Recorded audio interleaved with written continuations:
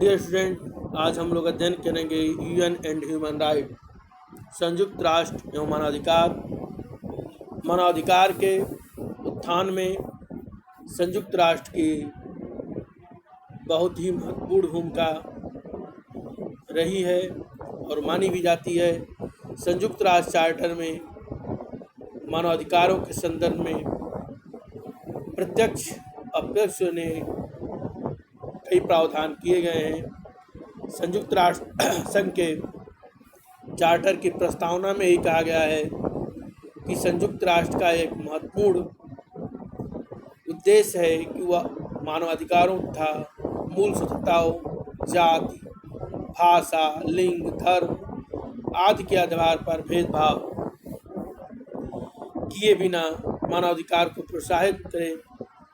और प्रस्तावना में मानव में मूलभूत अधिकारों के प्रति विश्वास प्रकट किया गया, उन्हें उचित स्थान भी प्रदान किया गया। संयुक्त राष्ट्र की महासभा को यह अधिकार प्रदान किया गया कि वह मानवाधिकारों, मूलभूत स्वतंत्रताओं का अध्ययन करते हुए अपनी संस्तुति दे दे। और संयुक्त राष्ट्र संघ के चार्टर के, यूनाइटेड नेशन के चार्टर के आर्टिकल 55 में संयुक्त राष्ट्र का एक कर्तव्य है कि वो अपनी जाति, लिंग, भाषा आदि के आधार पर भेदभाव किए बिना मानवाधिकारों तथा मूलभूत स्वतंत्रताओं के सार्वभौमिक आदर और उनके पालन को प्रोत्साहन दे।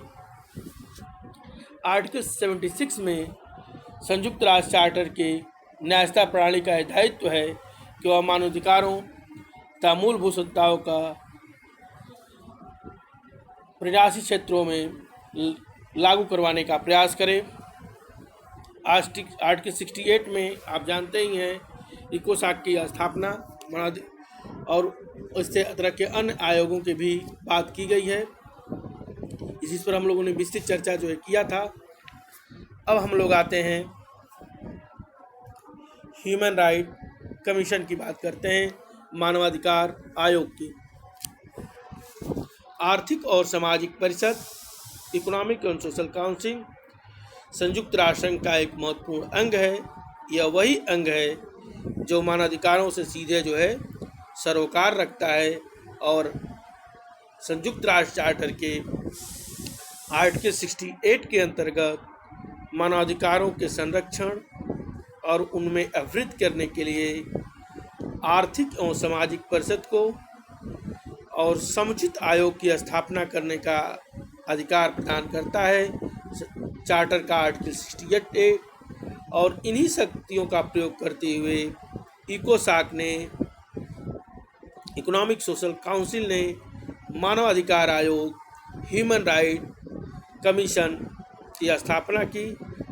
महासभा द्वारा जिसका अनुमोदन 12 फरवरी 1946 को किया गया। 12 फरवरी 1991 को प्रारंभ में इसकी सदस्य संख्या 18 थी। बाद में 1962 में 21, 1966 में 32 और 1990 में 53 तक हो गई। 1990 में 53 तक पहुंच गई है। इसका वार्षिक अधिवेशन लगभग 6 सप्ताह का प्रतिवर्ष जनेवा में आयोजित किया जाता है। यह आयोग अपनी रिपोर्ट आर्थिक और सामाजिक परिषद को प्रस्तुत करता है, इकोनॉमिक सोशल काउंसिल को प्रस्तुत करता है तथा परिषद के माध्यम से यह महासभा तक पहुंचता है। आयोग को कुछ विषयों पर अपने सुझाव प्रस्ताव देने का भी अधिकार प्रदान किया गया है, जैसे इंटरनेशनल ह्यूमन राइट बिल, मानवाधिकार के अंतर्राष्ट्रीय बिल पर, सिविल स्वतंत्रताओं, महिलाओं की स्थिति, स्टेटस ऑफ वीमेन, सूचनाओं की स्वतंत्रता, ऐसे अन्य विषयों पर अभिसमय और अंतर्राष्ट्रीय घोषणाओं का प्रारूप तैयार करना, अल्पसंख्यकों का संरक्षण, प्रोटेक्शन ऑफ माइनॉरिटीज, मूल भाषा, धर्म आदि के आधार पर भेदभाव का निवारण करना, मानवाधिकारों से संबंधित अन्य मामलों में विचार करना। आयोग द्वारा जनवरी 1947 में श्रीमती फ्रैंकलिन डी रूजवेल्ट की अध्यक्षता में अपना कार्य प्रारंभ किया। आयोग को प्रतिवर्ष असंख्य शिकायतें प्राप्त होती हैं, जिनका आयोग द्वारा बड़ी कुशलता के साथ निवारण करने का प्रयास किया जाता है।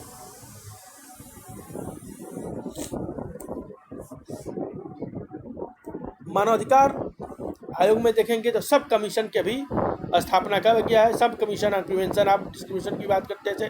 मैं आपको बता दूं मानवाधिकार आयोग की एक महत्वपूर्ण उपलब्धि भेदभाव के निवारण तथा अल्पसंख्यकों के हितों के संरक्षण के लिए एक उप आयोग की भी स्थापना करता है, जो 21 जून 1947 को 21 जून 1946 को भेदभाव के निवारण तथा अल्पसंख्यकों के संरक्षण के लिए उप आयोग सब commission on prevention of discrimination की स्थापना की गई।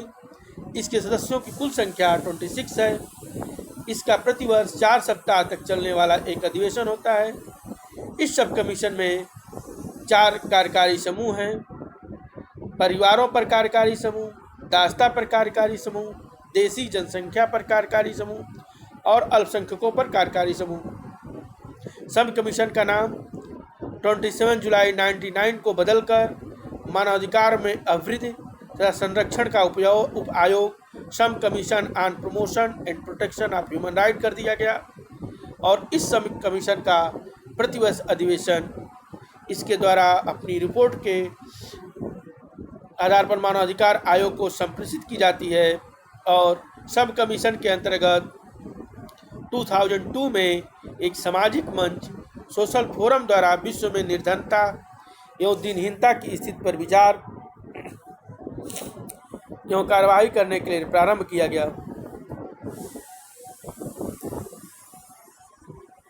हायर कमिश्नर उच्चायुक्त सिविल और आर्थिक, सामाजिक, सांस्कृतिक, राजनीतिक अधिकारों के उपभोग में अवृत्त करने के उद्देश्य से 20 दिसंबर 1993 को महासभा द्वारा संयुक्त राष्ट्र मानवाधिकार उच्चायुक्त UN higher commission for human right का प्रतिष्ठित किया गया।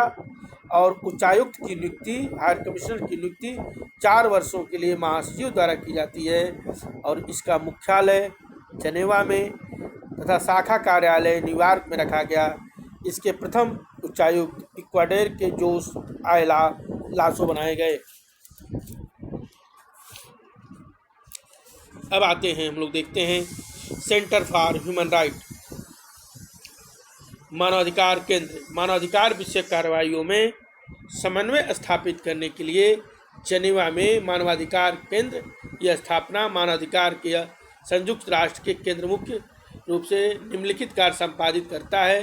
पहले जो कार्य संपादित करता है वह है मानवाधिकार से जुड़े विषयों का अध्ययन करना, उस पर अपनी रिपोर्ट तैयार करना, उसे प्रकाशित करना। सेकेंड, राज्यों को परामर्श से तकनीकी सहायता प्रदान करना। थर्ड, राज्य संयुक्त राष्ट्र मानवाधिकार आयोग, उप आयोग, समितियों आदि के लिए कर्मचारियों की व्यवस्था करना। महासभा द्वारा स्वीकार किए गए मानवाधिकार संबंधी कार्यक्रमों के कार्यान्वयन का पर्यवेक्षण करना। विश्व मानवाधिकार सम्मेलन द्वारा 1993 में अंगीकृत वियना घोषणा, वियना डिक्लेरेशन में मानवाधिकार केंद्र और अधिक शक्तिशाली बनाने पर जोर दिया गया। संयुक्त राष्ट्र मानवाधिकार आयोग के कार्यालय को 1997 में मानवाधिकार केंद्र के साथ साथ समेकित कर उसे संयुक्त राष्ट्र मानवाधिकार उच्चायुक्त कार्यालय नाम दे दिया गया। ह्यूमन राइट हॉटलाइन मानवाधिकार हॉटलाइन सन 1994 में 1994 में संयुक्त राष्ट्र मानवाधिकार उच्चायुक्त द्वारा ह्यूमन राइट हॉटलाइन की स्थापना की गई। यह निरंतर कार्य करने वाली एक संपर्क कार्य प्रणाली है। इसका मुख्य उद्देश्य जनेवा स्थित मानवाधिकार उच्चायुक्त के कार्यालय में को मानवाधिकारों से संबंधित आकस्मिक संकटों से अवगत कराना, उस पर प्रतिक्रिया व्यक्त करना है। हॉटलाइन की सेवाएं मानवाधिकार के उल्लंघन से पीड़ित व्यक्तियों, गैर सरकारी संगठनों, नॉन गवर्नमेंटल ऑर्गेनाइजेशन को उपलब्ध है। यह ऐसे व्यक्तियों के लिए भी उपयोगी है जो उच्चायुक्त कार्यालय, हायर कमिश्नर ऑफिस की विशिष्ट प्रक्रिया शाखा से अगर आवश्यक संकटपूर्ण स्थिति में हैं तो वह संपर्क स्थापित कर सकते हैं। ह्यूमन राइट काउंसिल मानवाधिकार परिषद संयुक्त राष्ट्र संघ मुख्यालय में न्यूयॉर्क में सन 2005 में 2005 में आयोजित राज्यों के प्रमुख सरकारों की एक बैठक में संयुक्त राष्ट्र मानवाधिकार परिषद की स्थापना का निर्णय लिया गया। 15 मार्च 2006 को 15 मार्च 2006 को जनेवा में आयोजित बैठक में महासभा द्वारा एक संकल्प पारित कर मानवाधिकार परिषद का गठन किया गया। यही जो है मानवाधिकार परिषद मानवाधिकार आयोग का स्थान लिया। मानवाधिकार परिषद ह्यूमन राइट्स काउंसिल के सदस्यों की संख्या 47 निर्धारित की गई और इसका प्रथम चुनाव 19 मई 2006 को संपन्न हुआ। मानवाधिकार परिषद के जो कार्य हैं वह जो निम्न प्रकार हैं। फर्स्ट है मानवाधिकारों के संबंध में अंतर्राष्ट्रीय विधि के विकास के लिए महासभा को अनुशंसा करना, मानवाधिकार को लागू करने का प्रयास करना, मानवाधिकार शिक्षा तथा सलाहकारी सेवाएं उपलब्ध कराना, मानवाधिकारों में वृद्धि उनके संरक्षण के प्रयास करना, महासभा को वार्षिक रिपोर्ट प्रस्तुत करना, आपातकालीन परिस्थितियों में मानवाधिकार के उल्लंघन के निवारण के उपाय करना, यह शामिल है। अब हम लोग देखते हैं universal declaration of human right UDHR 1948 जो इंटरनेशनल ह्यूमन राइट बिल का ये पहला चरण हम लोग देखते हैं। मानवाधिकार का सार्वभौम घोषणा पत्र 1948, इसे Magna carta for all humanity मानवाधिकार का, इसको मैग्ना कार्टा मानवता का कहा जाता है। इसमें 30 आर्टिकल है। इसको 5 भागों में बांटकर हम अध्ययन कर सकते हैं।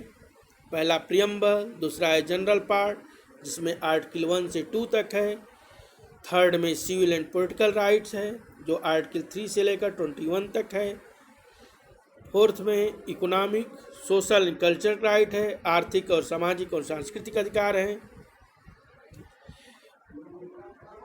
जो आर्टिकल 22 से लेकर 27 तक दिए हैं।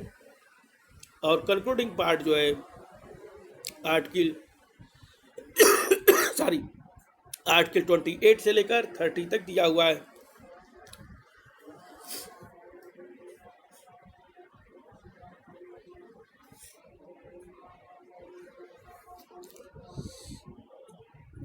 Universal declaration of human right यह यूनाइटेड नेशन जनरल असेंबली के पेरिस में 10 दिसंबर 1948 को 48 मतों से जो है 48 राज्यों की सहमति के द्वारा इसको अपनाया गया। 8 देशों ने जिस अपनी अनुपस्थित रहे या अपने मत नहीं दिए उनमें है USSR, Ukraine, Byelorussia, Poland, Czechoslovakia, Yugoslavia, Saudi Arabia, Union of South Africa ये अनुपस्थित रहे। पहले हम पार्ट का अध्ययन करते हैं जो प्रस्तावना है universal declaration of human right का जो महत्वपूर्ण है। इसमें फर्स्ट पार्ट में बताया गया कि whereas recognition of the inherent dignity and of the equal and inalienable rights of all members of the human family is the foundation of freedom, justice and peace in the world। मानव परिवार के सभी सदस्यों की अंतर्निहित गरिमा, inherent dignity और समान अभेद्य अधिकार, इक्वल एंड इनएलिएबल राइट, विश्व में स्वतंत्रता, न्याय और शांति के अधिकार हैं। मानव परिवार के सभी सदस्यों के अंतर्गत जो अंतर्निहित गरिमा है, समानता, अभेद्य अधिकार हैं, वह स्वतंत्रता, न्याय और शांति के अधिकार है। इसके फर्स्ट पैराग्राफ में प्रस्तावना में बताया गया है। सेकेंड में कहा गया है whereas disregard and contempt for human rights have resulted in barbarous acts which have outraged the conscience of mankind and the advent of a world in which human beings shall enjoy freedom of speech and believe and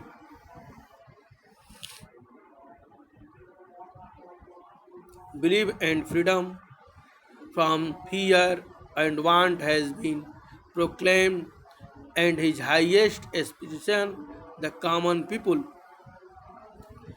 मानव अधिकारों की उपेक्षा और अवमानना के परिणाम स्वरूप ऐसे बर्बर कार्य हुए हैं जिन्होंने मानव की अंतरात्मा को आघात किया है और ऐसे विश्व के निर्माण को जिसमें सभी मानव वाक स्वतंत्र और विश्वास की स्वतंत्रता का तथा भय और अभाव से मुक्त का उपभोग करेंगे, जिसके जन सामान्य की उच्चतम आकांक्षा जो है घोषित किया गया है. Where is essential if man is not to be compelled to have recourse as a last resort to rebellion against training operation that human right should be protect by the rule of law.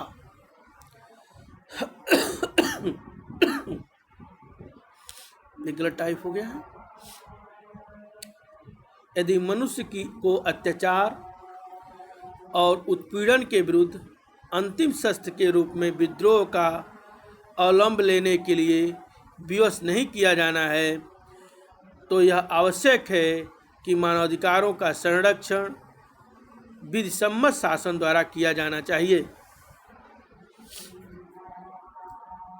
Next paragraph में कहा गया है, whereas it is essential to promote the development of friendly relation between nations. यदि राष्ट्रों के बीच मैत्रीपूर्ण संबंधों के विकास की वृद्धि करना आवश्यक है, तो whereas the people of the United Nations have in the Charter reaffirmed their faith in fundamental human rights, in the dignity and worth of the human person, and the equal rights of men and women, and have determined to promote social progress and better standard of life in larger freedom.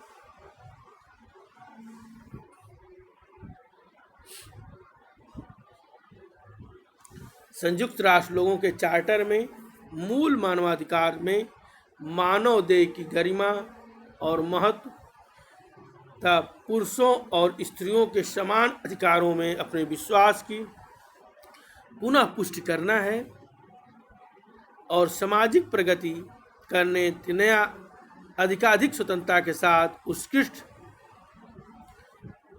जीवन स्तर की प्राप्ति का निर्णय किया. Where as a member state have pledged themselves achieve in cooperation with the United Nations to promotion of universal respect for and observation of human right and fundamental freedom. सदस्य राज्यों ने यह प्रतिज्ञा की है कि वे संयुक्त राष्ट्र के सहयोग से मानवाधिकार और मूल स्वतंत्रता के प्रति सार्वभौम सम्मान जागृत करेंगे और उनका पालन करेंगे. Whereas common understanding of these rights and freedom is of the greatest importance for the full realization of this pledge. Now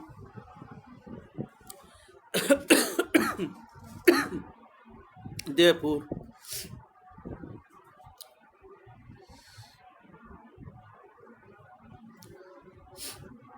इन अधिकारों और स्वतंत्रताओं के प्रति एक ही दृष्टि इस प्रतिज्ञा को पूरी तरह से सफल बनाने के लिए अधिक महत्वपूर्ण है. इसलिए the general assembly Mahasabha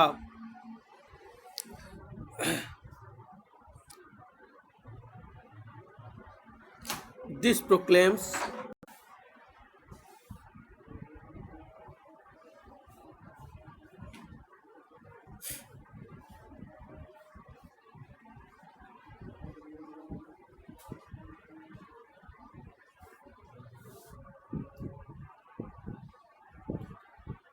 This, this Universal Declaration of Human Rights as a common standard of achievement for all people and all nations to the end that every individual and every organ of society keeping this declaration constantly in mind shall strive by teaching and education to promote respect for this right and freedom and by progressive measures national and international to secure their universal and effective recognition and observance both among the peoples of member states themselves and among the people of territories under the jurisdiction. इसके इसमें कहा गया कहा गया है कि मानवाधिकारों की इस सार्वभौम घोषणा को सभी लोगों की सभी राष्ट्रों के लिए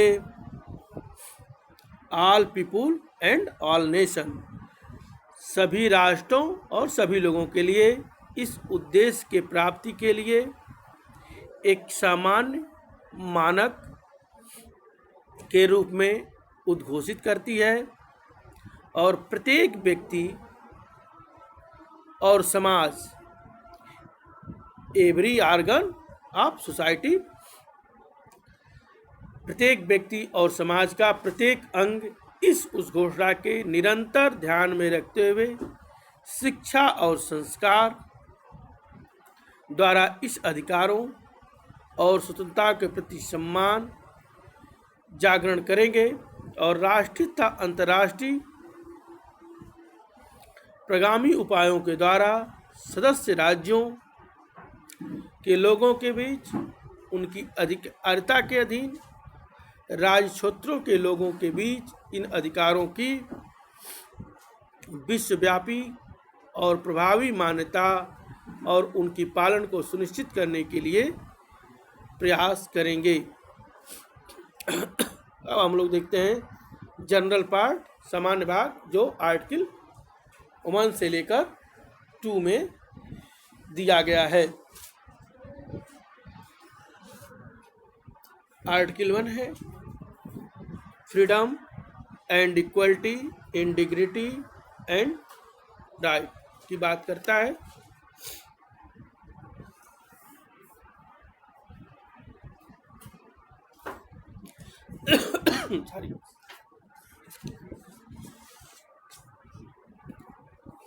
All human beings are born free and equal in dignity and right.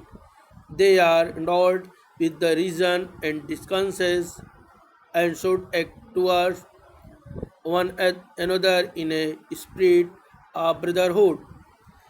सभी मनुष्य जन्म से ही गरिमा और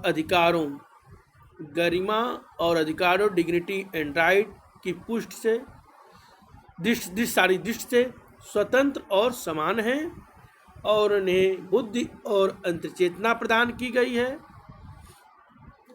और उनके परस्पर भ्रातृत्व की भावना से कार्य करना चाहिए। आर्टिकल 1 में बताया गया है। आर्टिकल 2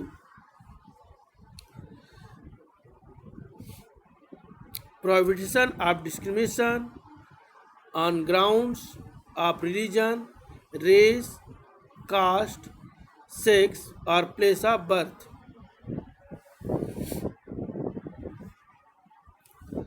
इसको में प्रोवाइड किया गया डिस्क्रिमिनेशन को जो ग्राउंड दिया गया रिलीजन, रेस, कास्ट और सेक्स के आधार पर और प्लेस ऑफ बर्थ के आधार पर किसी के साथ कोई भी प्रकार का भेदभाव नहीं किया जाएगा। Everyone is entitled to all the right and freedom set forth in this declaration without distinction of any kind such as race, color, sex, language, religion, political or other opinion, national or social origin, property, birth or other status, Furthermore, no discrimination shall be made on the basis of the political jurisdiction or international status, the country, territory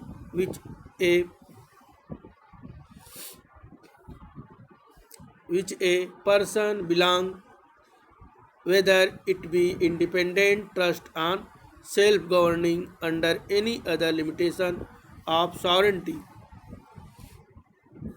article 2 में बताया गया है कि प्रत्येक व्यक्ति इस घोषणा के उपबंधों के घोषणा में उपबंधित सभी अधिकारों और स्वतंत्रताओं का हकदार है।